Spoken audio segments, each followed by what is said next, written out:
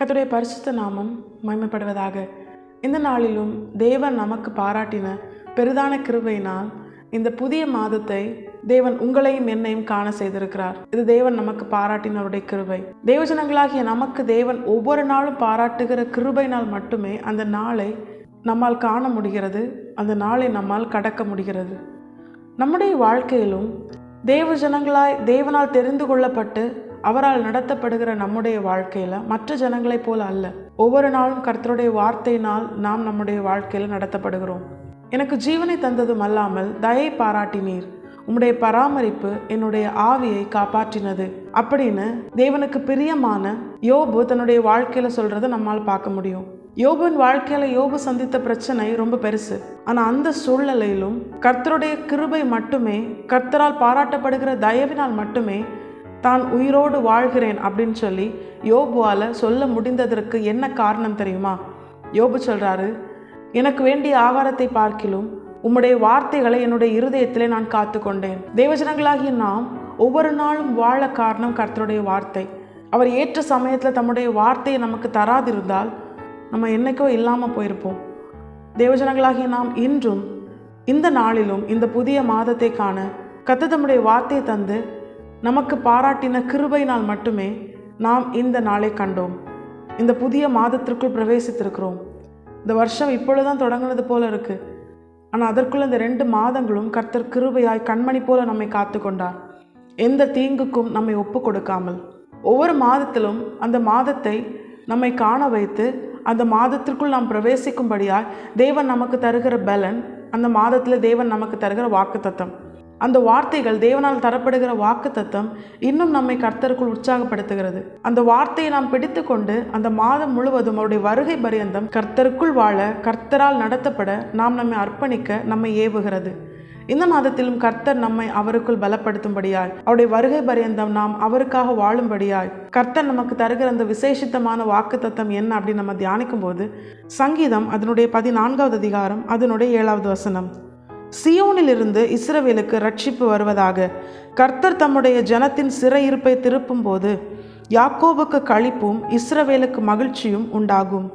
கர்த்தருடைய பரிசுத்த நாமம் மகிமைப்படுவதாக. இந்த வார்த்தையை கொண்டுதான், இந்த வசனத்தை கொண்டுதான் தேவன் தேவஜனங்களாகிய நம்மை இன்று அவருக்குள் பலப்படுத்துகிறார். இந்த புதிய மாதத்திலும் அவருடைய வருகை பரியந்தமும் நம்மை கர்த்தருக்குள் பலப்படுத்தும்படியாக தேவன் தந்த ஒரு விசேஷித்த வார்த்தை தான் இது. கர்த்தர் தம்முடைய ஜனத்தின் சிறையிருப்பை திருப்பும் பொழுது யாக்கோபுக்கு களிப்பும் இஸ்ரவேலுக்கு மகிழ்ச்சியும் உண்டாகும். தேவஜனங்களாகிய நாம் கர்த்தருக்குள் களி கூர்ந்து மகிழும்படியாகத்தான் அவரால் உருவாக்கப்பட்டோம். ஒவ்வொரு நாளும் தேவ ஜனங்கள் களி கூர்ந்து மகிழ வேண்டும் என்றுதான் கர்த்தரும் விரும்புகிறார். நம்முடைய வாழ்க்கையில் நம்ம சூழ்ந்திருக்கிற எத்தனை பேர் நம்ம சந்தோஷமா இருக்கணும்னு நினைப்பாங்க அப்படின்னு நினைச்சோன்னா, நம்ம நினைக்கிற அநேகர் அப்படி நினைக்க மாட்டாங்க. இவங்கெல்லாம் நான் சந்தோஷமா இருக்கணும்னு நினைப்பாங்க அப்படின்னு சொல்லி நாம் நினைக்கிற அநேகர் அப்படி நினைக்க மாட்டாங்க. இந்த முழு உலகத்திலும் நம்மை குறித்து எப்பொழுதும் நாம் சந்தோஷமாய் மகிழ வேண்டும் என்று நினைக்கிற, எப்பொழுதும் அந்த நினைவாகவே, நம்மை குறித்த நன்மையான நினைவாகவே இருக்கிறவர் நம்முடைய ஆண்டவராக இயேசு கிறிஸ்து மட்டும்தான். அதனால தான் எந்த சூழ்நிலையிலும், எந்த நேரத்திலும், எந்த நிலையிலும் அவர் நம்மை பலப்படுத்த அவர் மறந்து போகவே இல்லை. எவ்வளவோ நேரங்களில் இந்த நேரத்தை நான் எப்படி கடப்பேன், இந்த சூழ்நிலை நான் எப்படி தாண்டுவேன்னு சொல்லி நாம் நினைத்த எத்தனையோ தருணங்களில் கர்த்தருடைய வார்த்தை மட்டுமே நம்மோடு கூட இருந்து கர்த்தர் நம்மை தேற்றினதை, நமக்கு அனுகூலமான துணையாக இருந்ததை நம்மால் உணர முடியும். அதனால மட்டும்தான் அந்த சூழ்நிலையும் நாம் கடந்தோம். இப்போ இந்த நாளிலும் கர்த்தர் நமக்கு தருகிற வார்த்தை, தேவஜனங்களாகிய நாம் அவருக்குள் களி கூர்ந்து மகிழ வேண்டும் என்றுதான் அவர் விரும்புகிறார். அவர் ஒரு விசை கூட அதை வாக்குத்தத்தமாய் தந்து அதை உறுதிப்படுத்துகிறார். தேவஜனங்களாகிய நாம் களி கூர்ந்து மகிழ வேண்டும். ஆண்டவர் ஏன் தேவஜனங்கள் மகிழ வேண்டும் என்று நினைக்கிறார் தெரியுமா? நெகேமியா அதனுடைய 8வது அதிகாரம் அதனுடைய 10வது வசனத்தின் கடைசி வார்த்தையை நீங்கள் வாசிச்சிங்கன்னா, கர்த்தருக்குள் மகிழ்ச்சியா இருப்பதே உங்கள் பலன் அப்படின்னு அந்த வசனத்தை கொண்டு தேவன் நமக்கு உணர்த்துகிற காரியம், நீங்களும் நானும் பலப்படணும் தான். நீங்களும் நானும் எப்பொழுதும் பலன் உள்ளவர்களாய் கர்த்தருக்காக எழும்பி பிரகாசிக்க வேண்டும் என்றுதான். பலவீனமாக இருந்தால் நம்மளால் ஜெபிக்க முடியாது, பலவீனமாக இருந்தால் தேவ சித்தத்தை செய்ய முடியாது, பலவீனமாக இருந்தால் கர்த்தருக்காக வாழ முடியாது. பலவீனமாக இருந்தால் ஒரு மனுஷனால் எந்த ஒரு காரியத்தையும், தனக்கான தேவைகளை கூட அவனால் செய்ய முடியாது. அதனால தான் ஆண்டவர் என்ன விரும்புகிறார்? தேவஜனங்களாகிய நாம் கர்த்தருக்குள் பலன் உள்ளவர்களாக இருக்கணும்னு ஆண்டவர் விரும்புகிறார். கர்த்தருக்குள் களி கூர்ந்து மகிழ்வதே தேவஜனங்களாகிய நம்முடைய பலன். மகிழ்ச்சியாக இருப்பதை குறித்து வேதம் நமக்கு கற்றுத்தருகிற காரியம் என்ன தெரியுமா? சங்கீதம் 46வது அதிகாரம் அதனுடைய 4வது வசனத்தை நீங்கள் பார்த்தீங்கன்னா, ஒரு நதி உண்டு, அதன் நீர்க்கால்கள் தேவனுடைய நகரத்தையும் உன்னதமானவர் வாசம் பண்ணும் பரிசுத்த ஸ்தலத்தையும் சந்தோஷிப்பிக்குமாம். அந்த நதி யாரை உணர்த்துகிறது? பரிசுத்த ஆவியானவரை உணர்த்துகிறது. இப்போ தேவஜனங்களாகிய நாம் சந்தோஷமா இருந்தால்தான் நம்மால் பலப்பட முடியும். அந்த பலன் தான் தேவனிடத்திலிருந்து நமக்காக அருளப்படுகிற பரிசுத்த ஆவியானவர். மீட்கப்படும் நாளுக்கென்று முத்திரையாய் தேவ ஜனங்களுக்கு தேவன் கொடுத்த தேற்றரவாளன் தான் பரிசுத்த ஆவியானவர். நீங்களும் நானும் மீட்கப்படும்படியாய் ஒரு நாள் நம்முடைய ஆண்டவராக இயேசு கிறிஸ்துவர் ரகசியமாய் வந்து தம்மோடு கூட மணவாட்டி சபையாகிய நம்மை அழைத்து செல்வார். அந்த நாளுக்காக உங்களையும் என்னையும் தேவன் முன்குறித்து நம்மை அவருடையவர்களாய் அடையாளப்படுத்தும்படியாய் தேவன் நமக்காக தந்தவர் தான் பரிசுத்த ஆவியானவர். அந்த பலனை நாம் பெற்றுக்கொள்ள வேண்டுமானால், தேவனுடைய பலனை நாம் பெற்றுக்கொள்ள வேண்டுமானால், நீங்களும் நானும் சந்தோஷமா இருக்கணும். எப்பொழுதும் கர்த்தருக்குள் களி கூர்ந்து மகிழுகிற தேவஜனங்களா இருக்கணும். சோர்ந்து எப்பொழுதும் துக்கிக்கிறவர்களாய் அல்ல. இந்த மேலான ஆசீர்வாதத்தை தான் தேவன் நமக்காக தந்திருக்கிறார். இதை மீண்டும் ஒரு விசை இந்த மாதத்திலும் அவர் நமக்கு நினைப்பூட்டுகிறார், நம்மை பலப்படுத்துகிறார். தேவஜனங்களாகிய நாம் களி கூர்ந்து மகிழ வேண்டும் என்றுதான் தேவன் விரும்புகிறார். அதற்காகவே நம்மை அழைத்து முன்குறித்து அவருக்குரியவர்களாய் நித்திய சந்தோஷமாகிய பரலோகத்தை சந்தோஷிப்பிக்கிற பரிசுத்த ஆவியானவரை நாம் பலப்படும்படியாய் நமக்கான பலனாய் தேவன் நமக்கு தந்திருக்கிறார். இவ்வளவு பெரிய ஆசீர்வாதம், மேலான ஆசீர்வாதத்தை பெற்ற தேவஜனங்களாகிய நாம் தான் இந்த உலகத்திலே விசேஷித்தவர்களாகவும் மேலான ஆசீர்வாதம் உடையவர்களாகவும் தேவன் நம்மை பார்க்கிறார். நம்முடைய பரலோகமே நம்மை அப்படிதான் பார்க்கிறது. நாம் நம்மை எப்படி பார்க்கிறோம்? இந்த உலகத்தில் இருக்கிற மனுஷர்களோட கூட கம்பேர் பண்ணி, உலகத்தில் இருக்கிற ஐஸ்வர்யவான்கள் கூட கம்பேர் பண்ணி நம்ம சோர்ந்து போகாம, நம்முடைய ஆண்டவர் பரலோகம் நம்மை எப்படி பார்க்கிறது என்று அதை குறித்து நினைத்து கர்த்தருக்குள் களி கூர்ந்து மகிழுகிற தேவஜனங்களா நம்ம இருக்கணும். இதை தான் தேவன் இந்த நாள்ல மீண்டும் ஒரு விசை நம்மோடு கூட எச்சரித்து உணர்த்துகிறார். நம்மை பலப்படுத்தும்படியாய் நமக்கு கற்றுத்தருகிறார். அது மாத்திரமல்ல, இந்த வசனங்களை கேட்கும் பொழுது நமக்குள் ஒரு கேள்வி எழும்பும். அப்போ களி கூர்ந்து மகிழும்படியாய், கர்த்தருக்குள் களி கூர்ந்து மகிழும்படியாய் நம்முடைய தேவன் நம்மை அழைத்திருந்தால் ஏன் நம்மால சந்தோஷமா இருக்க முடியல? இந்த நாளில் ரட்சிக்கப்பட்ட தேவஜனங்களாகிய நம்முடைய வாழ்க்கையில எல்லா சூழ்நிலையிலும் கர்த்தருக்குள் களி கூர்ந்து மகிழ முடிகிறதா அப்படின்னு கேட்டால் நிச்சயமா இல்லை. அது எதை உணர்த்துகிறது தெரியுமா? தேவஜனங்களாகிய நாம் ஒரு சிறையிருப்பின் அனுபவத்தில் இருப்பதை உணர்த்துகிறது. ஏன்னா இந்த வாக்குத்தத்தத்தை தருவதற்கு முன்பதாக, இந்த வசனத்தை சொல்வதற்கு முன்பதாக அந்த வசனம் நமக்கு எதை காண்பித்து தருகிறது தெரியுமா?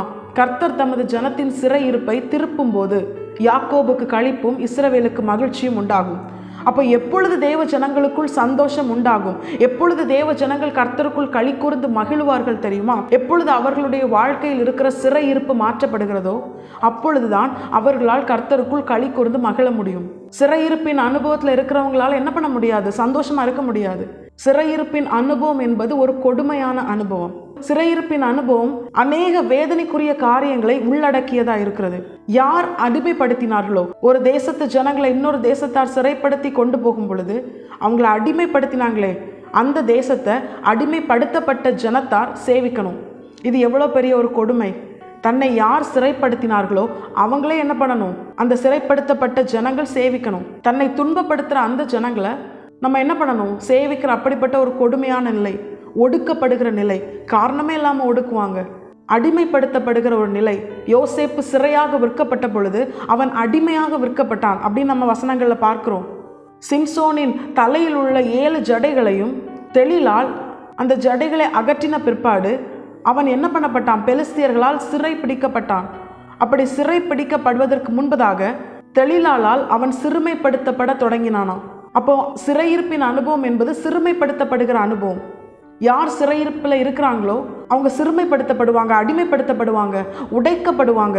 அவங்க எந்த நேரத்தில் வேணாலும் கொலை செய்யப்படலாம். அந்த நிலையில் அவங்க இருக்கிறாங்க. அவங்களுடைய ஜீவனுக்கு எந்த விதமான உத்தரவாதமும் கிடையாது. அவர்களுக்கு நியாயமாய் கொடுக்கப்பட வேண்டிய நன்மைகள் கூட கொடுக்கப்படாமல் பறிக்கப்படலாம். அவர்கள் ஜீவனையும் கசப்பாக்குகிற அளவுக்கு அவர்களை கொடுமையாய் வேலை வாங்குவார்கள், உபத்திரவப்படுத்துவாங்க. தானியேலை சிறைப்பிடித்து கொண்டு போகும் பொழுது தானியேலின் அடையாளமே மாற்றப்பட்டது. யார் சிறையிருப்பின் அனுபவத்தில் இருக்கிறாங்களோ அவங்களுடைய அடையாளம் மாற்றப்படும். அதற்கப்புறம் அவங்களை எப்படி தான் சொல்லுவாங்க? அடிமைகள் தான் சொல்லுவாங்க. இஸ்ரவேல் ஜனங்கள்னு சொல்ல மாட்டாங்க. எகிப்தியர்கள் இஸ்ரவேல் ஜனங்களை சிறுமைப்படுத்த தொடங்கினாங்க. எப்பொழுது தெரியுமா? அவர்களை அடிமைகளாய் மாற்றின பிற்பாடு. அவர்களை எந்த விதத்திலும் தன்னிச்சையாக செயல்பட விட மாட்டாங்க. இந்த காரியங்கள்லாம் எதை உணர்த்துகிறது? எவன் ஒருவன் சிறையிருப்பின் அனுபவத்தில் இருக்கிறானோ அவனுடைய வாழ்க்கையில நடக்கிற வேதனையான நிலைகளை உணர்த்துகிறது. இப்படிப்பட்ட ஒரு நிலையில் தேவ ஜனங்களாகிய நாம் இன்று இருக்கிறதுனால தான் நம்மால கர்த்தருக்குள்ள என்ன பண்ண முடியல, களி கூர்ந்து மகிழ முடியல. இவைகள் எல்லாமே சிறையிருப்பின் அனுபவத்தை உணர்த்துகிறது. இன்னும் அநேக காரியங்கள் வேதத்தில் சொல்லப்பட்டிருக்கிறது. சிறையிருப்பின் அனுபவம் என்பது வேதனையான ஒரு அனுபவம், கொடுமையின் உச்சமான ஒரு அனுபவம். அந்த அனுபவத்தில் இருக்கிறதுனால தான் நம்மளால் இப்போ என்ன பண்ண முடியல, களி கூற முடியல, கர்த்தருக்குள் மகிழ்ந்து சந்தோஷமாக வாழ முடியல. அதனால தான் ஒரு பலனற்ற ஒரு நிலை. ஏன்னா நமக்குள்ள பரிசுத்த ஆவியானவர் இல்லை.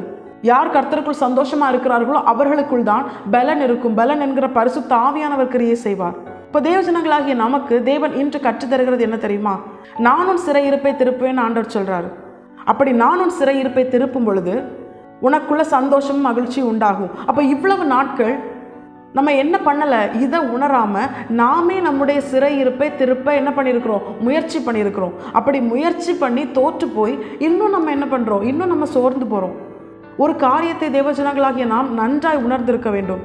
எவன் ஒருவன் சிறையிருப்பின் அனுபவத்தில் இருக்கிறானோ கர்த்தரால் மட்டும்தான் அவனை விடுதலையாக்க முடியும். ஏன் தெரியுமா? நம்மை சிறுமைப்படுத்துகிற, நம்மை சிறைப்படுத்துகிற சத்ருவானவன் நம்முடைய பலத்தை காட்டிலும் அவனுடைய பலம் அதிகமாக இருக்கலாம். ஆனால் தேவஜனங்களாகிய நாம் ஒரு காரியத்தை புரிந்து கொள்ள வேண்டும். நம்முடைய சத்ருக்கு நம்ம விட நிறைய பலம் இருக்கலாம். ஆனால் நம்மோடு கூட இருக்கிற நம்முடைய ஆண்டவர், நீங்களும் நானும் ஆராதிக்கிற சர்வ வல்லமையுள்ள தேவன், அவருடைய வல்லமைக்கு இணையாக இந்த உலகத்தில் ஒன்றுமே கிடையாது. அவர் சகலத்தையும் சிருஷ்டித்தவர். அவர் இல்லாதவைகளை இருக்கிறவைகளைப் போல வரவழைக்கிறவர். சர்வ வல்லமையுள்ள தேவன். அவருடைய வல்லமைக்கு இணையாக ஒன்றுமே கிடையாது. அப்படி இருக்கும் பொழுது சத்ருவுக்கு ஒரு வல்லமை கிடையாது. நம்முடைய பலவீனத்தை அவன் பலனாய் பயன்படுத்தி கொள்ளலாம் சத்ரு. நம்முடைய பலவீனத்தினால, நம்முடைய இயலாமையினால, நம்முடைய சுய கிரியைகளினால நம்ம சில நேரங்களில் அடிமைப்பட்டு போயிருக்கலாம். ஆனால் தேவன் இன்று தேவஜனங்களாகிய நமக்கு உணர்த்துகிற காரியம் என்ன தெரியுமா? உன்னை நான் விடுதலையாக்குவேன், அப்பொழுது நீ எனக்குள் களி கூர்ந்து மகிழ்வாய். யாக்கோபு களி கூறுவான், இஸ்ரவேல் மகிழ்ந்து சந்தோஷமாய் இருப்பான். தேவஜனங்களாகிய நாம் களி கூர்ந்து மகிழும்படியாய் கர்த்தர் நம்முடைய சிறையிருப்பை திருப்புவார். நம்முடைய சத்ருவால் நம்முடைய தேவனுக்கு நிகராக என்ன பண்ண முடியாது. அவருடைய கரத்திலிருந்து, நம்முடைய தேவன் நம்மை விடுதலையாக்கும் பொழுது அவருடைய கரத்திலிருந்து நம்மை பறிக்க முடியாது. வசனம் என்ன சொல்லுகிறது? குமாரன் விடுதலையாக்கினால் மெய்யாகவே விடுதலையாவீர்கள். தேவஜனங்களாகிய நாம் ஒவ்வொரு நாளும் நம்முடைய ஆண்டவராகிய இயேசு கிறிஸ்துவால் விடுதலையாக்கப்பட்ட நிலையில் இருக்கிற தேவஜனங்களாய் வாழ்ந்தோமே ஆனால் நம்மால் என்ன பண்ண முடியும்? கர்த்தருக்குள்ள களி கூர்ந்து மகிழ முடியும். இதை தான் தேவன் இன்று நமக்கு எச்சரித்து உணர்த்துகிறார். விடுதலையாக்கப்படுகிற ஒரு அனுபவம் நமக்கு வேணும். இன்னும் அடிமைத்தனத்திலே இருக்கக்கூடாது.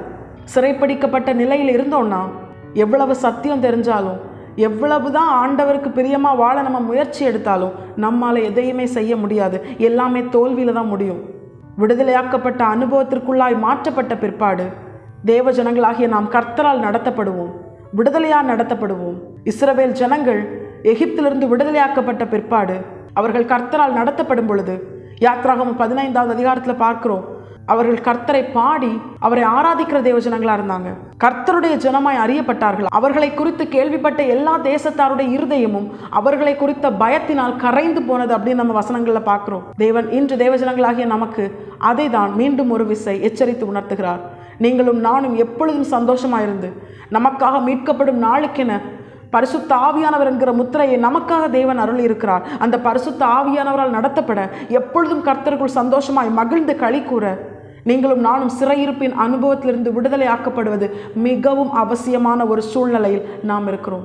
மிகவும் அவசியமான ஒரு நிலை. நம்ம விடுதலையாக்கப்பட்டே ஆகணும். ஏன்னா அடிமையானவனுக்கு என்ன கிடையாது? அவனுக்கு சுதந்திரம் கிடையாது. அடிமையானவனால வீட்டில் நிலைத்து இருக்க முடியாது. அப்போ நித்திய ஜீவனாகிய பரலோக ராஜ்யத்தை நாம் சுதந்திரிக்க வேண்டுமானால் நாம் அடிமைகளாக இருக்கக்கூடாது. நாம் புத்திரர்களாக இருக்கணும். அப்பா பிதாவே என்று கூப்பிடத்தக்கதான புத்திர சுவிகாரத்தின் ஆவியை நம்முடைய ஆண்டவராகிய இயேசு கிறிஸ்து நமக்கு பெற்று தந்திருக்கிறார். அந்த அதிகாரத்திற்குட்பட்டவர்களாய் நீங்களும் நானும் மாற வேண்டுமானால் அடிமைத்தனத்திலிருந்து நம்முடைய ஆண்டவராகிய இயேசு கிறிஸ்துவால் விடுதலையாக்கப்பட்ட தேவஜனங்களாக இருக்கணும். இந்த நாளிலும் கர்த்தர் மீண்டும் ஒரு விசை நம்மை பலப்படுத்தும்படியாக இந்த வார்த்தைகளை நம்மோடு கூட பேசி கொண்டிருக்கிறார். இந்த வார்த்தைகள்லாம் கேட்கும் பொழுது நமக்குள் ஒரு கேள்வி எழும்பும். அப்போ எப்படி பவுலால் பிலிப்பியருக்கு எழுதின நிருபம் அதனுடைய 4வது அதிகாரம் அதனுடைய 4வது வசனத்தில் கர்த்தருக்குள் எப்பொழுதும் சந்தோஷமாயிருங்கள் என்று மறுபடியும் சொல்லுகிறேன் அப்படிங்கிற வசனத்தை சொல்ல முடிஞ்சுது? ஏன் தெரியுமா? பவுல் இப்போ ஒரு அனுகூலமான நிலையில் இருக்கிறாரா அப்படின்னு கேட்டால் இல்லை. பவுல் சிறைப்படுத்தப்பட்ட ஒரு நிலையில் சிறைக்குள் இருந்து சபையை பலப்படுத்தும்படியாக இப்பொழுது நிருபம் எழுதுகிறார். அந்த நிருபத்தில் அவர் எழுதுகிறாரு, கர்த்தருக்குள் எப்பொழுதும் சந்தோஷமாயிருங்கள் என்று மறுபடியும் சொல்லுகிறேன். இது எதை உணர்த்துது? அவரே சிறைப்பட்ட ஒரு நிலையில இருக்கிறாரு, சிறைச்சாலைக்குள்ள இருக்கிறாரு. அப்புறம் எப்படி பவுலால் எப்படி எழுத முடிஞ்சது? பவுலும் சந்தோஷமா இருந்து மற்றவர்களையும் சந்தோஷப்படுத்தும்படியாய் அவர்களை பலப்படுத்த பவுலால எப்படி ஒரு சிறைக்குள் இருந்து இந்த நிருபத்தை எழுத முடிந்தது அப்படின்னு ஒரு கேள்வி நமக்குள் எழும்பும். இது எதை உணர்த்துகிறது தெரியுமா? தேவஜனங்களாகிய நமக்கு கர்த்தர் இன்று எச்சரித்து உணர்த்துகிற ஒரு பிரதானமான காரியம், இவ்வளவு நேரம் சிறையாக்கப்பட்ட ஒரு நிலையிலிருந்து விடுதலை ஆகணும் அப்படின்னு சொல்லி ஆண்டவர் நம்மோடு கூட பேசினார் தெரியுமா? அது நம்முடைய உலக பிரகாரமான சிறையாக்கப்பட்ட ஒரு சூழ்நிலையை கர்த்தர் உணர்த்தவில்லை. உபத்திரவத்தையோ இல்லை ஒரு தேவையோ ஒரு நெருக்கத்தையோ ஒரு பிரச்சனையோ ஒரு பலவீனத்தையோ கர்த்தர் குறிப்பிடவில்லை. ஏன்னா பவுல் இப்ப எங்க இருக்கிறாரு? ஒரு சிறைச்சாலைக்குள்ள இருக்கிறாரு, ஒரு கைதியாய் பிடிக்கப்பட்ட நிலையில இருக்கிறாரு. அப்போ எப்படி பவுலால் அப்படி சொல்ல முடிஞ்சது? பவுலால் எப்படி அப்படி சொல்ல முடிஞ்சது தெரியுமா? பவுலுடைய ஆவி நம்முடைய ஆண்டவராகிய இயேசு கிறிஸ்துவால் அது விடுதலையாக்கப்பட்டிருந்தது. உலக பிரகாரமா வேணா பவுல் சிறைச்சாலைக்குள்ள இருக்கிறது மாதிரி இருக்கலாம், உலக அதிகாரிகள் வேணா பவுலை கைது பண்ணி வைத்திருக்கலாம். ஆனா அவனுக்குள் இருந்த ஆவி அது விடுதலையாக்கப்பட்டதா இருந்தது. தேவன் நமக்கு உணர்த்துகிறதும் அதுதான். எந்த ஒரு மனுஷன் தன்னுடைய வாழ்க்கையில, தன்னுடைய ஆவிக்குரிய வாழ்க்கையில, தன்னுடைய ஆவியில அவன் விடுதலையாக்கப்பட்ட ஒரு நிலையில் இருக்கிறானோ அவனுக்கு எந்த பிரச்சனையும் கிடையாது. உலக பிரகாரமாக எவ்வளவு பிரச்சனைகள், போராட்டங்கள், நிந்தைகள், அவமானங்கள், பலவீனங்கள், நெருக்கங்கள், தேவைகள் வந்தாலும் அது அவனை மேற்கொள்ளாது. அவன் என்ன பண்ணுவான்? ஈஸியாக அதை ஹேண்டில் பண்ணுவான். ஏன்னா வசனம் அவனுக்கு கொடுக்கப்படும், என்னென்ன செய்யணும்னு ஆண்டவர் அவனை டைரக்ட் பண்ணுவார். பரிசுத்த ஆவியானவர் அவனுக்குள்ளிருந்து சகலவற்றிலும் அவனை ஞானமாய் நடத்துவார். ஆனால் எந்த மனுஷன் உலக பிரகாரமாய் எல்லாமே அனுகூலமாய், ஆசீர்வாதமாய், ஐஸ்வர்யவானாய், எல்லா காரியத்திலும் அனுகூலமாய் இருந்து அவனுக்குள் இருக்கிற ஆவி சிறையாக்கப்பட்ட ஒரு நிலையில் இருக்குமே ஆனால், உலகத்தாலோ மாம்சத்தாலோ பிசாசினால் ஏவப்பட்ட சகல அருவருப்பான கிரியைகளினாலோ எந்த ஒரு மனுஷனுடைய ஆவி சிறையாக்கப்பட்ட நிலையில் இருக்கும் பொழுது அவனுக்கு எவ்வளவு ஆசீர்வாதம் இருந்தாலும் ஐஸ்வர்யம் இருந்தாலும் அவனால் சந்தோஷமாக வாழ முடியாது. ஏன்னா நம்முடைய ஆண்டவரால் மட்டுமே தரக்கூடிய ஒரு மேலான ஆசீர்வாதம் என்ன தெரியுமா? சமாதானம். இந்த உலகத்தில் தேவ ஜனங்களுக்கும் தேவனை அறியாத ஜனங்களுக்கும் என்ன வித்தியாசம்? தேவ ஜனங்களுக்கு உலகத்தில் ஒன்றுமே இல்லைனாலும், ஆசீர்வாதமே இல்லைனாலும், பிரச்சனை சூழ்ந்திருந்தாலும், அடுத்த நிமிஷம் என்ன நடக்கும்னு தெரியாத நிலையில் இருந்தாலும் அவர்களுக்குள் தேவனால் அருளப்பட்ட தேவ சமாதானம் இருக்கும். இந்த நேரம் மரணம் வந்தாலும் நான் என்னுடைய ஆண்டவராக இயேசு கிறிஸ்துவை என் தேவன் வாழுகிற பரலோக ராஜ்யத்தில் சந்திப்பேன் அப்படிங்கிற ஒரு நிச்சயம் இருக்கும். ஆனால் தேவனை அறியாத ஜனங்களை பாருங்க, எவ்வளவு ஆசீர்வாதம் இருந்தாலும் அவங்களுக்குள்ள என்ன இருக்காது? இந்த சமாதானம் இருக்காது. மரண பயம் அவர்களுடைய இருதயத்தை எப்பொழுதும் சூழ்ந்திருக்கும். நிச்சயமாக அவங்களுக்குள்ள என்ன இருக்கும்? ஒரு சமாதானமற்ற நிலை இருக்கும். அநேகரை நம்ம பார்க்குறோம், ரொம்ப ஆசீர்வாதமாக ஐஸ்வர்யவான்களாக இருக்கிறாங்க, ஆனால் சமாதானத்தை தேடி அலைகிறாங்க. ஆனால் தேவஜனங்களாகிய நமக்கு தெரியும், நம்முடைய ஆண்டவராக இயேசு கிறிஸ்து நமக்கு கொடுத்திருக்கிற இந்த வேதத்தில் அவரே சொல்கிறாரு, என்னுடைய சமாதானத்தை நான் உங்களுக்கு வைத்து போகிறேன். நம்முடைய ஆண்டவராக இயேசு கிறிஸ்துவின் சமாதானம் நமக்குள் பூரணமாய் கிரியை செய்கிறது. அதை ஒரு மனுஷனால் எடுத்து போட முடியாது. எவ்வளோ பிரச்சனை வந்தாலும், எவ்வளவு தேவைகள் வந்தாலும், என்ன நெருக்கினாலும், பிசாசு எவ்வளவு போராட்டங்களையும் சோதனைகளையும் தேவஜனங்களாகிய நம்மை நெருக்கும்படியாய் கொண்டு வந்தாலும் தேவன் நமக்காக தந்த நித்தியமான சமாதானம், ஏன்னா நித்திய ஜீவனுக்குரியவர், நித்திய ஜீவன் இயேசு கிறிஸ்துவுக்குள் தான் இருக்கிறது. அவர் நமக்கு தந்த அந்த சமாதானத்தை யாராலும் கெடுக்க முடியாது. பவுலை கொண்டு தேவன் ஒரு விசை நமக்கு எச்சரித்து உணர்த்துகிறார். இன்னும் உலக காரியங்களில் சமாதானம் இல்லைன்னு புலம்பாம தேவஜனங்களாகிய நாம் ஆவியில் விடுதலையாக்கப்பட்ட தேவஜனங்களாய் வாழ்ந்தோமே ஆனால் கர்த்தர் நமக்கு தருகிற வாக்குத்தத்தம் என்ன தெரியுமா? உலகத்தில் உங்களுக்கு உபத்திரவம் உண்டு, ஆனாலும் திடன் கொள்ளுங்கள், நான் உலகத்தை ஜெயித்தேன். நம்முடைய ஆண்டவராக இயேசு கிறிஸ்து அடிமையின் சாயலாய், மனுஷ சாயலாய் வந்து அவர் நமக்காக எல்லாவற்றையும் செய்து முடித்த பொழுது அவர் எவ்வளவு போராட்டத்தில் தன்னுடைய வாழ்க்கை பிரயாணத்தை அவர் நடத்தினாரு. ஆனால் அவருடைய ஆவி விடுதலையாக்கப்பட்டதா இருந்ததுனால எந்த ஒரு காரியத்தாலும் இயேசு கிறிஸ்து தேவ சித்தத்தை செய்வதிலிருந்து அவரை என்ன பண்ண முடியல? அவரை மாற்ற முடியல. பிதாவின் சித்தம் செய்வதே என் போஜனம் அவர் சொல்றாரே, அந்த காரியத்திலிருந்து இயேசு கிறிஸ்துவை எந்த பிசாசின் கிரியைகள்னாலும், உலகத்தாலும், மாம்சத்தாலும் அதிலிருந்து அவரை விலகி போக வைக்கல. அவருக்கு எந்த சோதனையும் அவர் என்ன பண்ணலை? அவரை அஃபெக்ட் பண்ணல. இப்போ தேவஜனங்களாகிய நமக்கு ஆண்டு உணர்த்துறது அதுதான். உன் உலக பிரகாரமான காரியத்தை பார்க்காத, இதில் வர நெருக்கத்தை நீ பார்க்காத. உன்னுடைய ஆவி விடுதலையாக்கப்பட்டிருக்கிறதா? உன்னுடைய ஆவி விடுதலையாக்கப்பட்டிருந்தால் எவ்வளவு நெருக்கம் வந்தாலும் அதில் உனக்கு ஜெயத்தை தர, சகலத்தையும் ஜெயித்த நான் உன்னோடு கூட இருக்கிறேன்னு ஆண்டவர் வாக்கு பண்ணுறார். அவர் உலகத்தை ஜெயித்தவர், மரணத்தை ஜெயித்தவர், பாதாளத்தை ஜெயித்தவர், சகலத்தையும் ஜெயித்தவராய் அவர் பிதாவின் வலது பார்சத்திலே உட்கார்ந்திருக்கிறார். தேவஜனங்களாகிய நமக்கும் ஜெயத்தை தர அவர் ஆயத்தமாயிருக்கிறார். ஜெயம் கொள்ளுகிறவன் என்னோடு கூட என்னுடைய சிங்காசனத்திலே அவன் அமர்ந்த ஆளுகை செய்வான் ஆண்டவர் நமக்கு வாக்கு பண்றார்.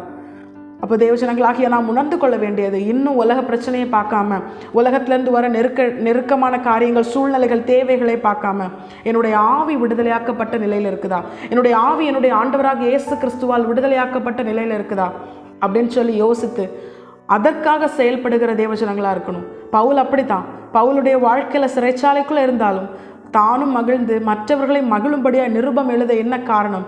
பவுலுடைய ஆவி விடுதலையாக்கப்பட்ட நிலையில் இருந்தது. இப்போ இவ்வளோ பெரிய ஒரு மேலான ஆசீர்வாதம், கர்த்தரால் விடுதலையாக்கப்பட்டு கர்த்தரால் தரப்படுகிற மேலான ஆசீர்வாதமாகிய கர்த்தருக்குள் மகிழ்ந்து களி கூறுகிற அந்த நிலையை தேவஜனங்களாகிய நாம் பெற்றுக்கொள்ள வேண்டுமானால் எந்த ஒரு வாக்கு தத்தமும் கட்டளை இல்லாமல் இருக்காது. அப்போ இந்த மாதம் தேவன் நமக்கு தருகிற இந்த வாக்கு தத்தத்தில் தேவன் நமக்கு தந்திருக்கிற கட்டளை, அவர் வைத்திருக்கிற கட்டளை என்ன தெரியுமா? இந்த வசனத்தின் துவக்கத்தை நீங்க வாசிச்சீங்கன்னா, சியோனிலிருந்து இஸ்ரவேலுக்கு ரட்சிப்பு வருவதாக.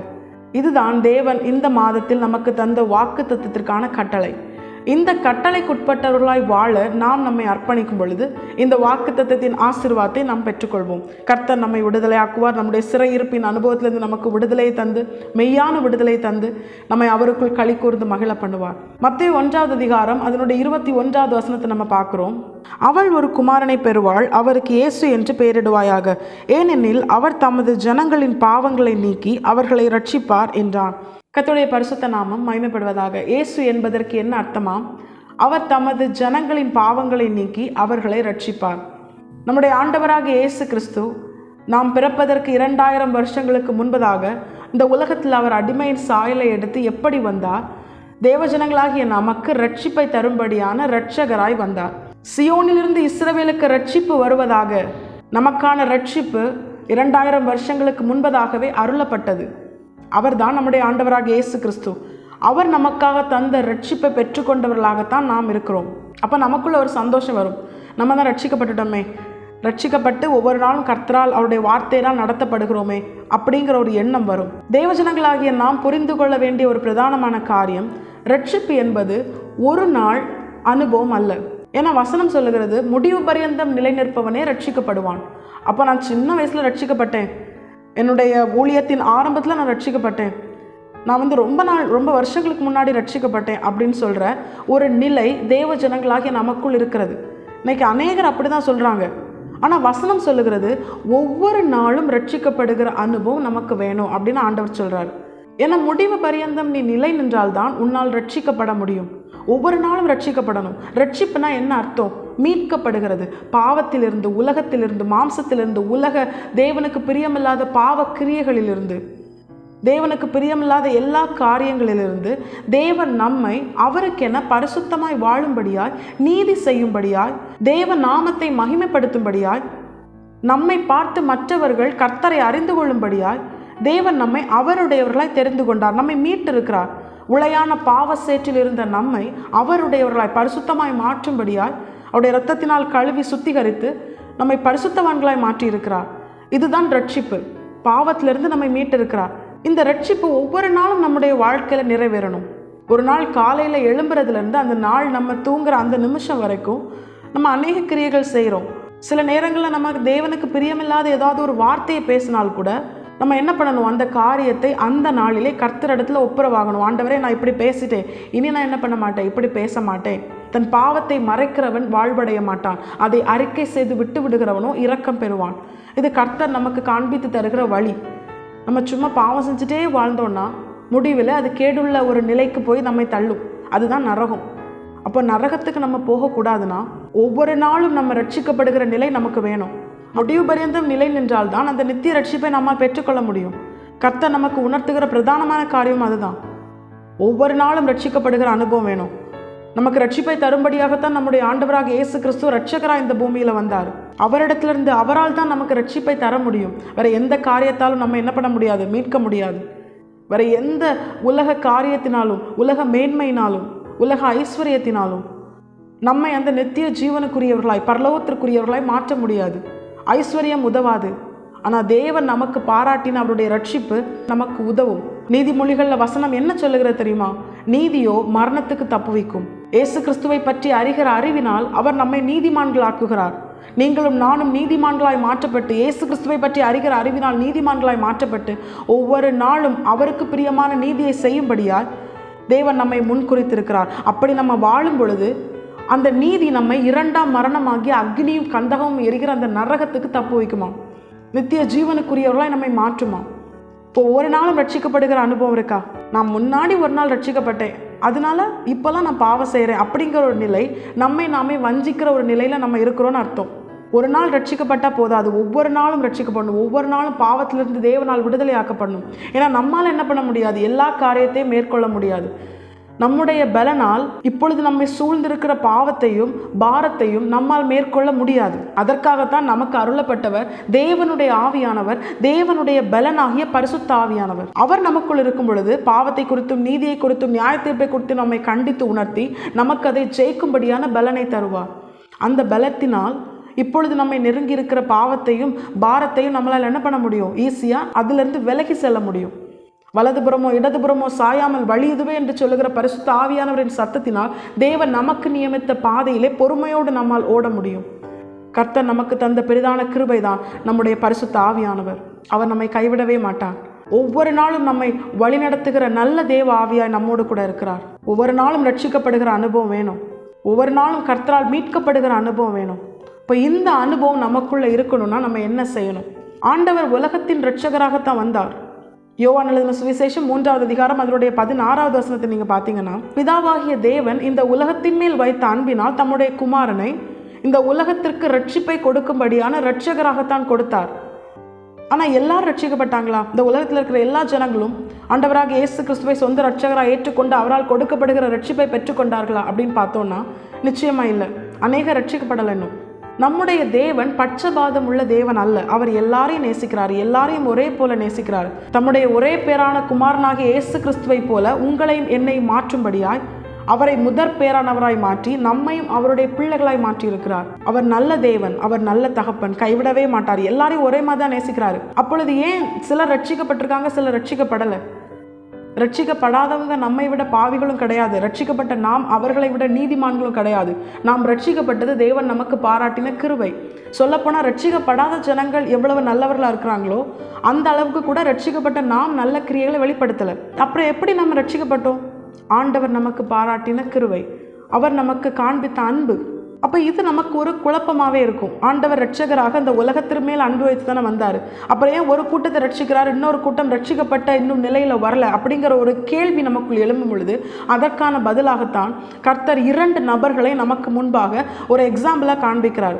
ஒன்று பவுல் தன்னுடைய வாழ்க்கையில் தேவனுக்கு பிரியமில்லாத கிரியை செய்யும்படியாய் தமஸ்கு என்கிற பட்டணத்தை நோக்கி போகும் பொழுது இயேசு கிறிஸ்து அவரை சந்தித்து, நீ ஏன் என்னை துன்பப்படுத்துகிற அப்படின்னு கேட்கும் பொழுது அவர் என்ன பண்ணுறாரு? தம்மை நோக்கி வந்த ஆண்டவருடைய வார்த்தையை ஏற்றுக்கொண்டு தமக்கு அவர் தரும்படியாய் ஆயத்தமாக இருந்த ரட்சிப்பை அவர் பெற்றுக்கொண்டார். இதே யூதாஸ் காரியோத்தினுடைய வாழ்க்கையில் நீங்கள் பார்த்தீங்கன்னா அவன் என்ன பண்ணலை? ஆண்டவர் அவனுக்கு எச்சரித்து சில காரியங்களை உணர்த்தும் பொழுது ஒருவன் என்னை காட்டி கொடுப்பான் அப்படின்னு சொல்லி அவருடைய ஆவியில் கலங்கி அவர் அந்த காரியங்களை சொல்லும் பொழுது அந்த வார்த்தை எதை உணர்த்துகிறது? இன்னும் யூதாஸ் காரியத்துக்கு ஒரு சான்ஸ் இருக்கு. தன்னுடைய பாவத்திலிருந்து அவன் வெளியே வர, தன்னுடைய அக்கிரம கிரியைகளிலிருந்து அவன் விடுதலையாக கர்த்தரிடத்திலிருந்து ரட்சிப்பை பெற்றுக்கொள்ள அவனுக்கு ஆண்டவர் ஒரு சான்ஸ் கொடுக்கிறாரு. மீண்டும் மீண்டும் அவன்கிட்ட பேசுறாரு. ஆனால் அவன் என்ன பண்ணலை? அந்த வார்த்தைகளுக்கு செவி கொடுக்கல. செவி கொடுத்த பவுல் பிழைத்தான், செவி கொடுக்காத யூதாஸ் காரியோத் மரித்தான். இது எதை உணர்த்துது தெரியுமா? ரட்சிப்பு எல்லாருக்கும் காமன் தான். எல்லாரையும் ரட்சிக்கும்படியாக தான் இந்த உலகத்தில் உள்ள எல்லா ஜனங்கள் மேலும் அன்பு வைத்து தான் நம்முடைய ஆண்டவராக இயேசு கிறிஸ்து ரட்சிப்பை தர ரட்சகராய் இந்த பூமியில் பிறந்தார். ஆனால் எவன் ஒருவன் கர்த்தருடைய வார்த்தையை ஏற்றுக்கொண்டு கர்த்தரிடத்தில் வருகிற எச்சரிப்பின் வார்த்தையை அதற்கு செவி சாய்த்து தன்னை அர்ப்பணிக்கிறானோ, அந்த ரட்சிப்பை பெற்றுக்கொள்ள ஆயத்தமாகிறானோ, அவனுக்கு தான் ரட்சிப்பு கொடுக்கப்படும். எல்லாருக்காகவும் ஆண்டவர் வைத்திருக்கிறாரு, எல்லாருக்கும் கொடுக்கும்படியாகத்தான் அவரும் காத்திருக்கிறார். இந்த கிருபையின் வாசல் அடைப்படுவதற்கு முன்பதாக எப்பொழுது அவர் வருவார் என்று தெரியாது, எப்பொழுது கிருபையின் வாசல் அடைபடும் என்று நமக்கு தெரியாது. இந்த உலகத்தில் நடக்கிற எல்லா காரியங்களும் நம்முடைய ஆண்டவராக இயேசு கிறிஸ்து ரகசியமாய் வரப்போகிறார். இந்த உலகத்தின் முடிவு, இந்த உலகம் அதன் முடிவை நோக்கி போகிறது அப்படிங்கிறத உணர்த்தி கொண்டே இருக்கிறது. வேதத்தில் சொல்லப்பட்ட எல்லா காரியங்களும் துல்லியமாய் நடந்து கொண்டு இருக்கிறது. நம்மளால் என்ன பண்ண முடியும்? நம்மளால் அதை உணர முடியும். ஆனால் எல்லாரும் ரட்சிக்கப்பட்டாங்களா? எல்லாரும் ரட்சிப்பை ஏற்றுக்கொள்ள ஆயத்தமாக இருக்கிறாங்களான்னு கேட்டால் இல்லை. ரட்சிக்கப்பட்டேன் என்று சொல்லி சபையில் இருக்கிறவங்க கூட என்ன பண்ண மாட்டுக்காங்க? அவங்க ரட்சிப்பின் அனுபவத்தில் வாழ மாட்டுக்காங்க. அவங்க இன்னும் பாவத்தையும் கிரியைகளையும் தான் வெளிப்படுத்திட்டு இருக்காங்க. இன்னைக்கு அநேக தேவனை அறியாமல் ரட்சிப்பின் அனுபவத்திற்குள்ளே வராமல் இருக்க காரணம் என்ன தெரியுமா? கிறிஸ்தவர்கள் என்று தங்களை சொல்லிக் கொள்ளுகிறவர்கள் கிறிஸ்துவை வெளிப்படுத்தாததுனால தான். எல்லாரும் கிறிஸ்துவை நேசிக்கிறாங்க, ஆனால் எல்லாரும் கிறிஸ்தவர்கள் என்று சொல்லிக் கொள்ளுகிற ஜனங்களை நேசிக்கிறாங்களா? எல்லாருடைய வாழ்க்கையில் அந்த அனுபவம் இருக்கா? தேவஜனங்களாகிய நம்மை பார்த்து இந்த நாளில் தேவன் எச்சரித்து உணர்த்துகிறார். நாமும் பவுலை போல நம்மை நோக்கி கர்த்தருடைய வார்த்தை வரும் பொழுது, வார்த்தையாக இயேசு கிறிஸ்துவை இரட்சகராய் அவர் தந்த பொழுது நாம் ரட்சிப்பை பெற்றுக்கொண்டோம். நாம் முதலாவது ரட்சிக்கப்பட்டது தேவன் நமக்கு பாராட்டின கிருபை, அவர் நம்மேல் வைத்த அன்பு, அவருடைய அழைப்பு. நாம் பிறப்பதற்கு முன்பதாகவே தாயின் கருவிலே உருவாகும் முன்னமே அவர் நம்மை குறித்து வைத்திருக்கிற அவருடைய திட்டம் அது நம்மேல் நிறைவேறிற்று. ஆனால் ஆண்டவர் இந்த நாளில் உணர்த்துறாரு, அவர் மீண்டும் வரப்போகிறார்.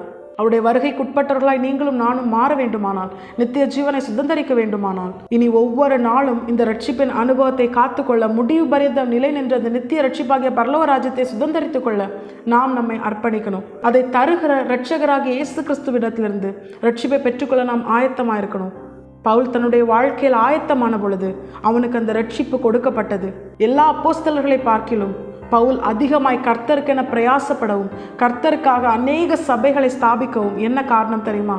ஆண்டவர் பவுலை தண்டிக்காம அவன் தவறு செய்த பிற்பாடும் அவனுக்கு ரட்சிப்பை கொடுக்க அவர் தம்மை வெளிப்படுத்தினார். அந்த அன்பை உணர்ந்து பவுல் என்ன பண்ணினாரு? எல்லாரை காட்டிலும் அதிகமாய் பிரயாசப்பட தன்னை ஒப்பு கொடுத்தார். நம்முடைய வாழ்க்கையிலும் அநேக நல்ல ஜனங்களை ஆண்டவர் ரட்சிப்பின் பாதையில் நடத்துகிறாரு. அவங்க கூட கம்பேர் பண்ணும்போது நம்ம ரொம்ப பரிசுத்தமாக இருந்ததுனால ஆண்டவர் நம்மை தெரிந்து கொண்டாரா அப்படின்னு கேட்டால் நிச்சயமாக இல்லை. சொல்லப்போனால் உலகத்தில் உள்ள எல்லா பாவிகளை காட்டிலும் பிரதான பாவிகளாய் நாம் இருந்ததுனால நம்ம அந்த நரகத்தில் போய் அழிஞ்சு போயிடக்கூடாதுன்னு தேவன் நம்மையில் வைத்த அன்புனால நமக்கு இந்த ரட்சிப்பை தந்தார். இதை உணர்ந்து கொள்ளணும். நான் ரட்சிக்கப்பட்டேன், நான் ரொம்ப பரிசுத்தவான் அப்படின்னு சொல்லி மற்றவர்களோடு கம்பேர் பண்ணி நம்மை நாமே மெச்சுக்கொள்ளுகிற அப்படிப்பட்ட ஒரு பொல்லாத பிசாசு சுபாவம் நமக்குள்ள இருக்கக்கூடாது. தேவனை அறியாத எவ்வளவோ ஜனங்கள் சன்மார்க்கமாக இருக்கிறாங்க, நல்ல ஜனங்களாக இருக்கிறாங்க.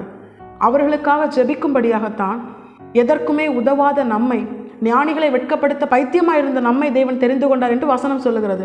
உள்ளவர்களை அவமாக்க இழிவானவர்களை தெரிந்து கொண்டாராம். பலம் உள்ளவர்களை வெட்கப்படுத்த பலவீனமான நம்மை தெரிந்து கொண்டாராம். இந்த வசனங்கள்லாம் எதற்காக நமக்கு எழுதி கொடுக்கப்பட்டிருக்கிறது? நம்மை குறித்து நாமே மேன்மை பாராட்டாமல் இன்னும் எவ்வளோ ஜனங்கள் ரட்சிக்கப்படாமல் இருக்கிறாங்களே, அவங்களுக்காக நம்ம என்ன பண்ணணும்? அவங்களுக்காக பரிதபித்து நம்ம ஜெபிக்கிற ஜனங்களாக இருக்கணும். இன்னும் நம்முடைய தேவைக்காகவும் நம்முடைய சின்ன சின்ன பிரச்சனைகளுக்காகவும் இதற்காகவுமே நம்ம ஆண்டவர் சமூகத்தில் வந்தோம்னா, இம்மைக்காக மட்டுமே தேவனை தேடினோமானால் நம்மை போல பரிதபிக்கப்பட்ட ஜனங்கள் இல்லைன்னு வசனம் சொல்லுது. நித்திய ஜீவனுக்குரியவர்களாய், மேலான நன்மைகளை நாடுகிறவர்களாய், ஆத்துமாக்களை ஆதாயம் செய்கிறவர்களாய் நாம் நம்மை முழுமையாய் கர்த்தருடைய கரத்தில் அர்ப்பணிப்போம். இந்த நாளிலும் பவுலை போல கர்த்தரிடத்திலிருந்து தரப்படுகிற இரட்சகராகிய இயேசு கிறிஸ்துவிடத்திலிருந்து தரப்படுகிற அந்த ரட்சிப்பை பெற்றுக்கொள்ள நாம் நம்மை முழுமையாய் அர்ப்பணிப்போம். இயேசு கிறிஸ்துவிடத்திலிருந்து பவுல் ரட்சிப்பை பெற்றுக்கொள்ள எப்படிப்பட்ட கிரியைகளெல்லாம் வெளிப்படுத்தினாரோ நாமும் அந்த கிரியைகளை வெளிப்படுத்தினோமே ஆனால் ஒவ்வொரு நாளும் நம்முடைய வாழ்க்கையிலும் கர்த்தரிடத்திலிருந்து தரப்படுகிற ரட்சிப்பை நாமும் பெற்றுக்கொண்டு அந்த நாளை ஜெயத்தோடு நாம் துவங்கவும் முடிக்கவும் கர்த்தர் நமக்கு கிருபை செய்வார். முடிவில் அந்த நித்தியத்தில் கொண்டு போய் தேவன் நம்மை சேர்ப்பது அதிக நிச்சயம். இரட்சகராய் வெளிப்பட்டு நமக்கு ரட்சிப்பை தரும்படியாக வந்த நம்முடைய ஆண்டவராக இயேசு கிறிஸ்துவிடத்திலிருந்து ரட்சிப்பை பெற்றுக்கொண்ட பவுல் கிட்ட வெளிப்பட்ட 3 பிரதானமான சுபாவங்களை தான் நம்ம இன்னைக்கு தியானிக்க போகிறோம். இந்த சுபாவங்கள் நம்மக்கிட்டே நிச்சயமாக இருக்கணும். முதலாவது பவுல் கிட்ட வெளிப்பட்ட சுபாவம் என்ன அப்படின்னு நம்ம தியானிக்கும் போது எடுத்துக்கொள்வோம். அப்போஸ்தலர் நடபடிகள் அதனுடைய 9வது அதிகாரம் அதனுடைய 5வது வசனம். அதற்கு அவன், ஆண்டவரே நீர் யார் என்றான். அதற்கு கர்த்தர், நீ துன்பப்படுத்துகிற இயேசு நானே, முள்ளில் உதைக்கிறது உனக்கு கடினமாம் என்றார். கர்த்தருடைய பரிசுத்த நாமம் மகிமைப்படுவதாக. இங்கே பவுல் என்ன பண்றாரு? ஆண்டவர் கிட்ட கேட்கிறாரு, ஆண்டவரே நீர் யார் அப்படின்னு கேட்கிறாரு. இதை தான் ஆண்டவர் நம்மிடத்திலும் எதிர்பார்க்கிறார். இது எதை உணர்த்துகிறது தெரியுமா? ஆவிக்குரிய அர்த்தமாய் நம்ம தியானிக்கும் போது ஆண்டவரை அறிந்து கொள்ளுகிற ஒரு உணர்வை உணர்த்துகிறது. அப்போ நமக்கு தோணும், நம்ம எவ்வளோ பெட்டர், பவுலை விட நம்ம எவ்வளோ பெட்டர், ஏன்னா நமக்கு தெரியும் நம்முடைய ஆண்டவர் இயேசு கிறிஸ்துவ நமக்கு தெரியும் அப்படின்னு நமக்கு தோணும். ஆனால் ஆண்டவர் சொல்கிறாரு, இன்றைக்கு தேவ ஜனங்கள் என்று தங்களை சொல்லிக் கொள்ளுகிற யாருக்குமே அவர்களுடைய ஆண்டவரை தெரியல அப்படின்னு சொல்லி ஆண்டவர் சொல்கிறார். ஏன் அப்படி ஆண்டவர் சொல்கிறாரு? இங்கே பவுலுக்கு உண்மையாகவே தெரியாது. இப்படிப்பட்ட சூழ்நிலையெல்லாம் நடக்கும் பொழுது, ஒரு வெளிச்சத்தை வானத்திலிருந்து அவன் காணும் பொழுதும், ஒரு சத்தத்தை வானத்திலிருந்து அவன் கேட்கும் பொழுதும் நிச்சயமா இது ஆண்டவருடைய கிரியையாகத்தான் இருக்கும் அப்படின்னு சொல்லி பவுல் நினைக்கிறாரு. ஆனா அந்த ஆண்டவர் யாருன்னு என்ன பண்ணல, பவுலுக்கு தெரியாது. ஆனா நம்முடைய வாழ்க்கையில நம்முடைய ஆண்டவராகிய இயேசு கிறிஸ்து தான் ஒன்றான மெய் தேவன் நமக்கு தெரியும்.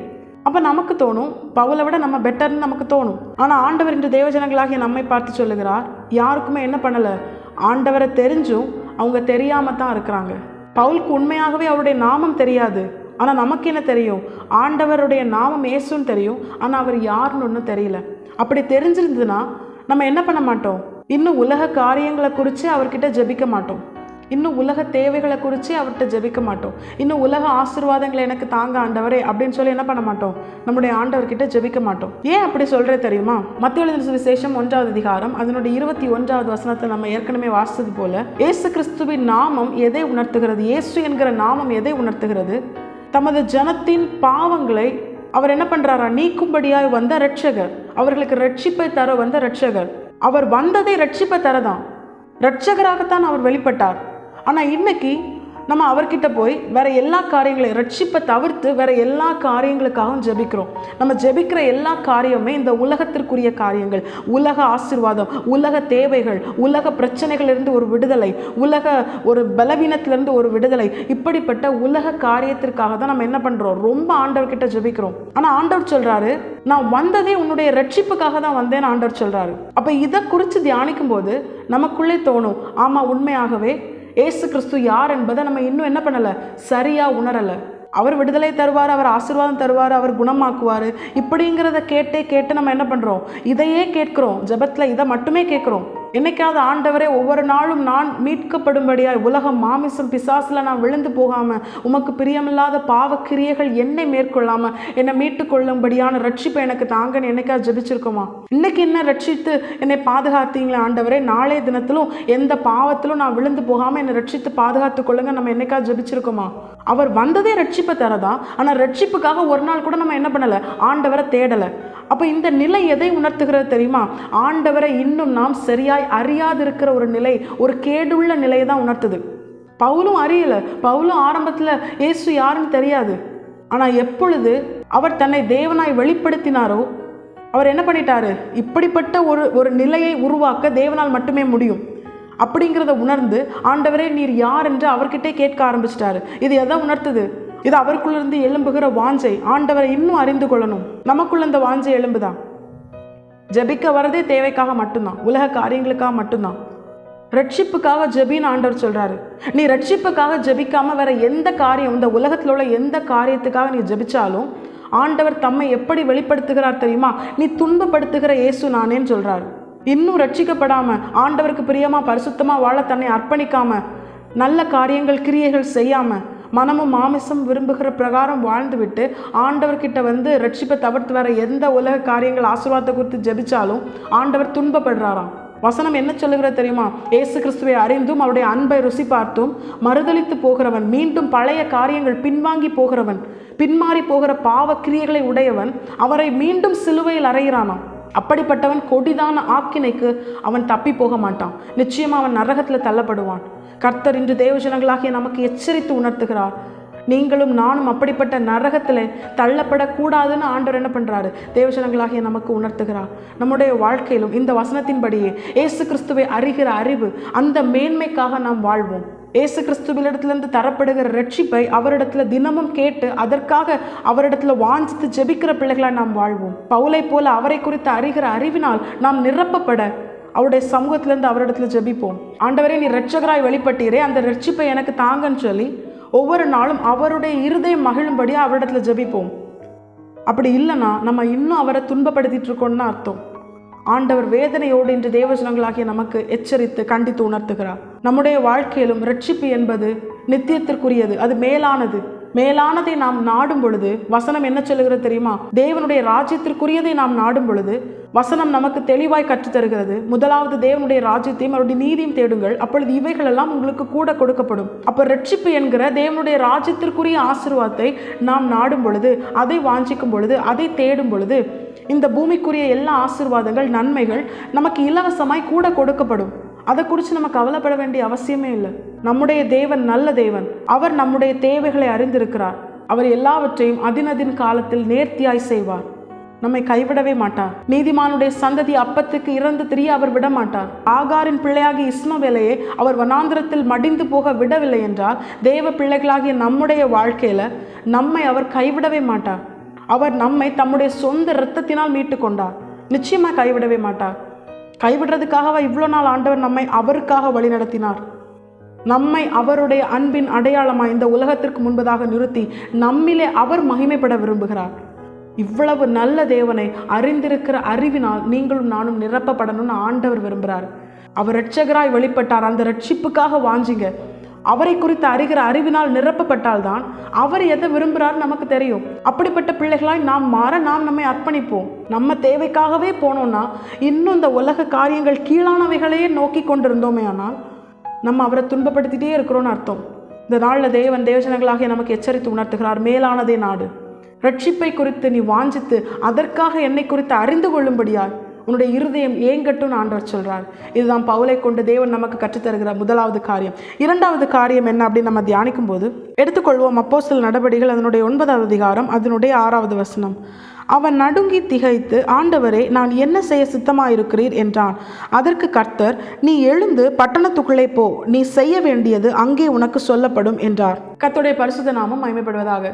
இதுதான் இரண்டாவது காரியம். தேவ சித்தத்தை அறிந்து கொண்டு அதன்படி செயல்பட நாம் நம்மை அர்ப்பணிக்க வேண்டும். இது எதால் உண்டாகும் தெரியுமா? இப்படிப்பட்ட ஒரு சுபாவம் எதனால் பவுலுக்கு உண்டானது தெரியுமா?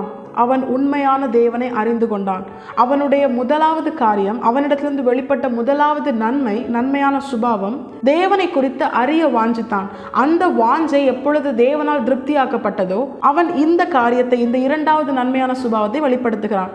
ஆண்டவரே, நீரே ஜீவனுள்ள தேவன், நீ ரட்சிக்கிறவர், என்னை மீட்டுக் கொள்கிறவர், நித்தியத்தில் கொண்டு போய் சேர்க்கும்படியால் எனக்காக வந்தவர், நீங்க எனக்கு எது செஞ்சாலும் நன்மையாகத்தான் இருக்கும், என்ன குறித்து உங்க சித்தம் என்ன?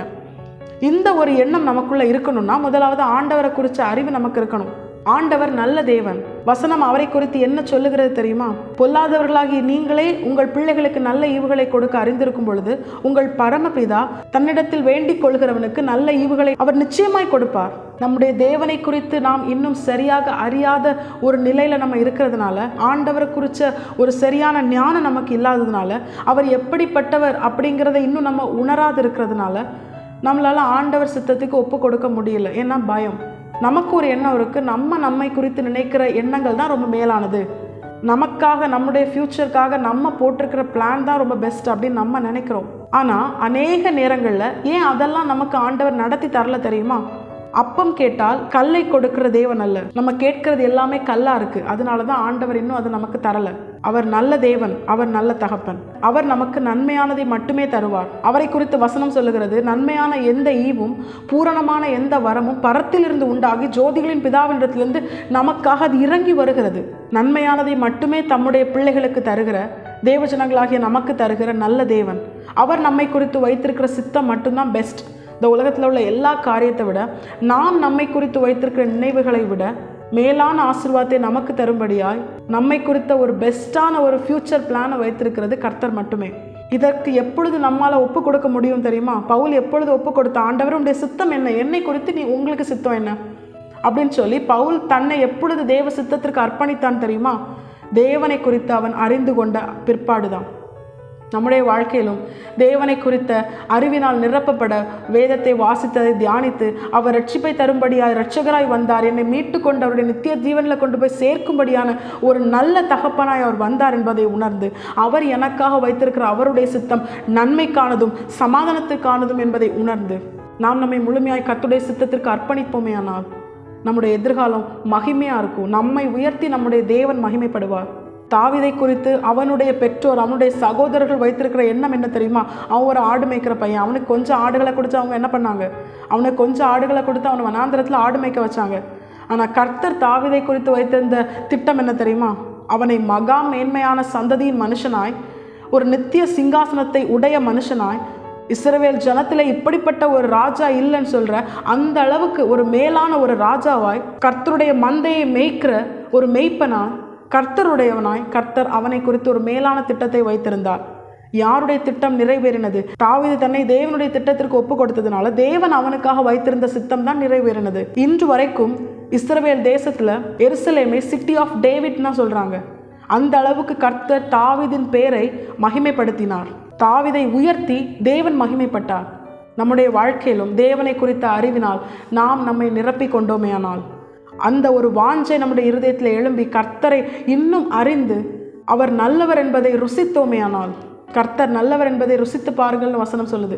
அவர் நல்லவர் என்பதை ருசித்தோமேயானால் நாம் முழுமையாய் நம்முடைய எதிர்காலத்தை கர்த்தருடைய கரத்திலே ஒப்பு கொடுப்போம். ஆண்டவர் உம்முடைய சித்தத்தின்படி செய்ய நான் என்னை அர்ப்பணிக்கிறேன். பவுலை போல தேவ சித்தத்திற்கு நாம் நம்மை அர்ப்பணிக்கும் பொழுது எரேமியா 29:11 தேவன் நமக்கு காண்பித்து தருகிற வசனத்தின்படி, நீங்கள் எதிர்பார்த்திருக்கும் முடிவை நான் உங்களுக்கு கொடுக்கும்படிக்கு நான் உங்கள் பேரில் நினைத்திருக்கிற நினைவுகளை அறிவேன் என்று கர்த்தர் சொல்லுகிறார். அவைகள் தீமைக்கல்ல, அவைகள் சமாதானத்துக்கு ஏதுவான நினைவுகளை. நம்மை குறித்த தேவ சித்தம் தீமைக்கல்ல, அவைகள் சமாதானத்துக்கு ஏதுவான நினைவுகளே.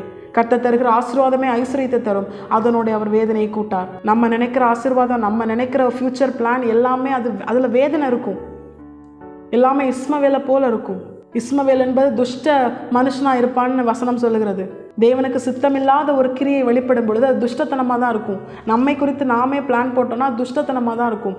கர்த்தர் நம்மை குறித்து அவர் வைத்திருக்கிற சித்தத்துக்கு நாம் நம்மை அர்ப்பணித்தோமே ஆனால் அது மகிமையாக இருக்கும். நம்மை உயர்த்தி நம்முடைய தேவன் மகிமைப்படுவார்.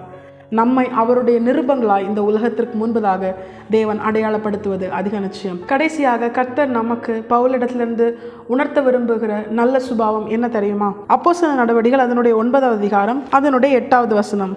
சவுல் தரையிலிருந்து எழுந்து தன் கண்களை திறந்த போது ஒருவரையும் காணவில்லை. அப்பொழுது கைலாக கொடுத்து அவனை தமஸ்குவுக்கு கூட்டிக் கொண்டு போனார்கள். கர்த்தருடைய பரிசுத்த நாமம் மகிமைப்படுவதாக. இதுதான் தேவஜனங்களாகிய நம்மிடத்துல அதிகமாய் காணப்படாமல் போகிற ஒரு சுபாவம். ஆண்டவருடைய சித்தத்தை அறிந்து கொள்வோம். அதற்கு கூட நம்ம என்ன பண்ணிடுவோம்? அதற்கு கூட ஆண்டவர்கிட்ட நம்ம ஒப்பு கொடுத்துருவோம். ஆண்டவர் உம்முடைய சித்தத்தின்படி வாழ நான் என்னை விட்டு கொடுக்குறேன் அப்படின்னு சொல்லி ஆண்டவருடைய சித்தத்தை நம்பி நம்ம என்ன பண்ணிடுவோம்? நம்மை ஒப்பு கொடுத்துருவோம். ஏன்னா நமக்கு தெரியும், என்னதான் இருந்தாலும் ஆண்டவர் நமக்கு தீமை செய்ய மாட்டார்.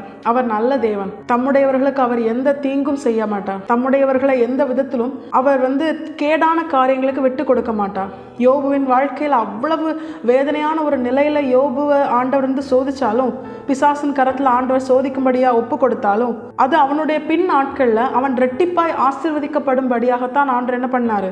அவனை ஆசீர்வதிச்சாரு. அது அவனுக்கு நன்மை ஆண்டவர் மாற்றிட்டாரு. தேவன் தருகிற எந்த ஒரு காரியத்திலையுமே தீமை கிடையாது. தேவன் தருகிற எந்த ஒரு ஆசீர்வாதத்திலையுமே வேதனை கிடையாது. அதுதான் ஆண்டருடைய ஸ்பெஷல். வேற எந்த உலக காரியங்கள்ல என்ன மேன்மை ஆசீர்வாதம் கிடைச்சாலும் அதுல ஒரு தீமை இருக்கும், அதுல ஒரு வேதனை இருக்கும். அப்போ இதை உணர்ந்து கொண்டு நம்ம என்ன பண்ணிடுவோம்? ஆண்டருடைய சித்தத்திற்கு நம்ம அர்ப்பணிச்சிருவோம். அதற்கு பிற்பாடு நம்ம இடத்துல வெளிப்பட வேண்டிய ஒரு பிரதானமான சுபாவம் தான் இந்த 3வது காரியம். ஆண்டருடைய சித்தத்திற்கு நம்மை அர்ப்பணித்த பிற்பாடு இங்க பவுல் கிட்ட ஆண்டவர் சொல்றாரு, நீ எழுந்து தமஸ்குவுக்கு போ அப்படின்னு ஆண்டவர் சொல்றாரு. ஆனா பவுல் எழும்பும்போது அவருக்கு என்ன தெரியல? இப்போ அவருக்கு கண்ணு தெரியல. இந்த கண்ணு தெரியாத ஒரு நிலை அவருக்கு வந்த உடனே அவர் என்ன பண்ணிடலாம்? அவர் திரும்ப தான் எங்கேருந்து வந்தனோ அந்த இடத்துக்கே போயிருக்கலாம். இல்லைனா தமஸ்குவுக்கு போய் அந்த கண்ணை சரி பண்ணும்படியாக அவர் என்ன பண்ணியிருக்கலாம்? ஏதாவது முயற்சி எடுத்திருக்கலாம். ஆனால் அவர் எந்த ஒரு காரியத்தையும் செய்யாமல் தன்னிடத்தில் தேவன் என்ன சொன்னாரோ அதை மட்டுமே செய்கிறார். இந்த கண்ணு தெரியாமல் போனதுக்காக அவர் என்ன பண்ணல? எந்த ஒரு பிரயாசமும் படலை. அதை சரி பண்ணுறதுக்காக அவர் எந்த காரியத்தையும் செய்யலை. இது எதை உணர்த்தது தெரியுமா? தேவ சித்தத்திற்கு அர்ப்பணித்த பிற்பாடு, தேவன் நமக்கு அவருடைய திட்டத்தை வெளிப்படுத்தி ஒரு வார்த்தையை தந்த பிற்பாடு, இப்படிலாம் நீ செய்யணும், உன்னுடைய வாழ்க்கையில் இந்தந்த காரியங்கள் இப்படி செய்யப்படணும் அப்படின்னு சொல்லி தேவன் நமக்கு சில காரியங்களை உணர்த்தி அறிவித்த பிற்பாடு அந்த காரியத்தில் அநேக தடைகள் வரும். நம்முடைய சுயத்தை செயல்படுத்தும்படியாய், நம்முடைய சுய கிரியைகள் எண்ணங்களுக்கு இடம் கொடுக்கும்படியாய் அநேக காரியங்கள் நம்மளை டைவர்ட் பண்ணும். இந்த நேரத்தில் தான் பவுலை போல தேவஜனங்களாகிய நாம் செயல்படுகிறவர்களாக இருக்கணும். வேற எந்த காரியத்துக்கும் இடம் கொடுக்க கூடாது. என்ன நடந்தாலும் பரவாயில்ல. 3 நாள் வரைக்கும் பவுல் என்ன பண்ணிட்டாரு? புசியாமலும் குடியாமலும் இருந்தார். ஏன்னா அவருக்கு கண்ணு தெரியல. அதுக்காக அவர் எந்த காரியத்தையும் செய்யலை. அந்த கண்ணு சரியாக்குறதுக்காக அவர் எதுவும் பிரயாசப்படலை. ஏன்னா தன்னிடத்தில் சொன்ன ஆண்டவர் நீ தமஸ்குவுக்கு போ அப்படின்னு தான் சொன்னாரு. வேற எதுவும் சொல்லலை. அதற்கு கீழ்ப்படிந்து இடையில என்ன தடை வந்தாலும் அந்த தடையினால தான் டைவர்ட் ஆகாதபடி அவர் என்ன பண்ணாரு? தேவ சித்தத்திற்கு தன்னை முழுமையாய் விட்டு கொடுத்தார். இதுதான் தேவன் நம்மிடத்திலும் எதிர்பார்க்கிறார். தேவ சித்தத்தை அறிந்து கொண்ட பிற்பாடு நமக்கு அநேக தடைகள் வரும். ஆண்டவர் ஒரு காரியத்தை செய்ய சொல்றாரா, அதில் டைவர்ட் பண்ற மாதிரி நிறைய காரியங்கள் வரும். ஆனால் ஆண்டவர் சொன்ன வார்த்தையை மாற்றாமல், அதை மறக்காமல் அப்படியே செய்வோமே ஆனால் நிச்சயமாய் தேவஜனங்களாகிய நாம் பவுலை போல கர்த்தருடைய அன்பின் அடையாளமாய், அவருடைய வல்லமையின் அடையாளமாய், பவுலின் வஸ்திரத்தை தொட்டவர்களுக்கு கூட என்ன நடந்துதான்? சுகம் கிடைச்சுதான். அந்த அளவுக்கு பவுல் ஆண்டவர் என்ன பண்ணார்? விசேஷித்த ஒரு மனுஷனாய் தேவன் தன்னுடையவனாய் அடையாளப்படுத்தினார். வல்லமையான ஒரு அப்போஸ்தலனாய் அடையாளப்படுத்தினார். அநேக நிருபங்களை எழுதி சபைகளை பலப்படுத்தி ஸ்திரப்படுத்தி ஸ்தாபிக்கிற ஒரு மனுஷனாய் கர்த்தர் பவுலை அடையாளப்படுத்தினார். இதற்கெல்லாம் காரணம் என்ன தெரியுமா? தேவ சித்தத்திற்கு தன்னை அர்ப்பணித்த பிற்பாடு வந்த தடைகளுக்கு அவன் இடம் கொடுக்கல. தன்னுடைய சுயத்தை செயல்படுத்த அவன் முயற்சிக்கல. நம்முடைய வாழ்க்கையிலும் தடைகள் வந்தாலும் தேவ சித்தம் தடைப்படாதபடிக்கு நம்முடைய சுயத்திற்கு இடம் கொடுக்காமல் நாம் நம்முடைய வாழ்க்கையில கர்த்தர் சித்தம் செய்ய நம்மை முழுமையாய் அர்ப்பணிப்போமே. ஆனால் கர்த்தர் தேவ ஜனங்களாகிய நம்மை அப்படி கர்த்தருக்கென பவுலை போல தன்னை முழுமையாய் அர்ப்பணித்து விட்டு கொடுத்து வாழ்கிற தேவ ஜனங்களாகிய நம்மை நிச்சயமாய் அவர் வெட்கப்பட விடவே மாட்டார். அவர் கைவிடவே மாட்டார். அவர் கைவிடாத நல்ல தேவன். நான் உன்னை கைவிடுவதும் இல்லை, உன்னை விட்டு விலகுவதும் இல்லை என்று சொல்லி வாக்கு பண்ணினவர், வானத்தையும் பூமியையும் உண்டாக்கின சர்வ வல்லமை உள்ள தேவன். ஒரு மனுஷன் வாக்கு பண்ணாலே நம்ம அவங்களை ரொம்ப நம்புவோம். இது மனுஷன் அல்ல, மனுஷன் பொய் சொல்வான், மனம் மாறுவான். இவர் பொய் சொல்ல மனுஷன் அல்ல, மனம் மாற மனுபுத்திரனும் அல்ல.